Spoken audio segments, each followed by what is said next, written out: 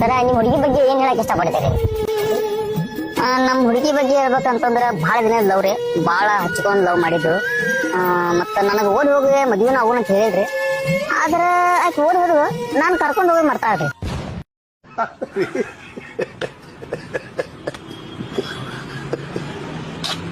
ಎಲ್ಲಿದ್ಯಾ ಮಗನೇ? ನಮಸ್ಕಾರ ಅಪ್ಪ. ಎಲ್ಲಿದ್ಯಾ? ನಾನಾ ಹಾಸ್ಟೆಲ್ ಅಲ್ಲಿ ಇದೀನಪ್ಪ. ಏನ್ ಮಾಡ್ತಾ ಇದ್ಯಾ? ನೈಟ್ ಎಲ್ಲ ನಿದ್ದೆನೇ ಇಲ್ಲ ಅಪ್ಪ. ಯಾಕ್ ಮಗನೇ? ಎಕ್ಸಾಮ್ ಬರ್ತಿದ್ಯಲ್ಲ, ಓದ್ಕೊಳ್ಳೋ ತುಂಬಾ ಇದೆ. ಇದೇ ಒಂದ್ ರೂಮ್. ಹೆಂಗ್ ಸರ್ಪ್ರೈಸ್ ಕೊಡ್ಬೇಕು ಅಂದ್ರೆ ಅವ್ನು ನೋಡಿದ ತಕ್ಷಣ ಸಾಕಾಗ್ಬೇಕು. ತರ ದಿನಾನು ಓದ್ಕೋತಾ ಇದೀಯ ಮಗನೇ? ಹೌದಪ್ಪ, ನಿನ್ ಹೆಸರು ನನ್ ಮೇಲ್ ತರಬೇಕು. ನಾನು ನೋಡ್ಬೇಕು ಅನ್ಸಲ್ವಾ ಮನ್ಮೆ ನಿನಗೆ? ಅನ್ಸುತ್ತೆ ಅಪ್ಪ, ಆದ್ರೆ ಓದೋದ್ ಇಷ್ಟೊಂದಿದ್ಯಲ್ಲ, ನಾನ್ ಏನ್ ಮಾಡ್ಲಿ? ಇನ್ನೊಂದ್ ಸ್ವಲ್ಪ ದಿನ ಅಷ್ಟೇ ಮಗನೆ, ಚೆನ್ನಾಗ್ ಓದು. ಒಂದೊಂದ್ಸತಿ ಅನ್ಸುತ್ತೆ ಅಪ್ಪ, ಬಾಗ್ಲ ತೆಗ್ದಿದ ತಕ್ಷಣ ನಾನ್ ನಿಮ್ಮನ್ನೇ ನೋಡ್ಬೇಕು ಅಂತ. ಒಳಗೋಗ್ಲಾ ನಾನು? ಹೋಗಿ ಅಂಕಲ್, ಹೋಗಿ ಹೋಗಿ. ನಿನ್ಗೊಂದ್ ಸರ್ಪ್ರೈಸ್ ಇದೆ ಮಗನೆ, ಏನಂತ ಹೇಳ? ಹೋಗಿ ಅಂಕಲ್, ಇವಾಗ ಹೋಗಿ ಹೋಗಿ ಹೋಗಿ, ಬೇಗ ಹೋಗಿ.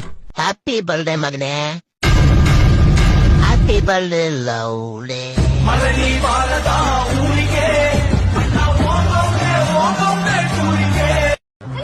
ಲೇ ಆ ಫೋನ್ ನೋಡ್ಕೊಂತ ಏನ್ ಹೋಗ್ತೀರಿ? ಮುಂದ್ ನೋಡ್ಕೊಂತ ಹೋಗ್ಲಿ, ಗಾಡಿ ಪಡ್ಕೊಂಡು.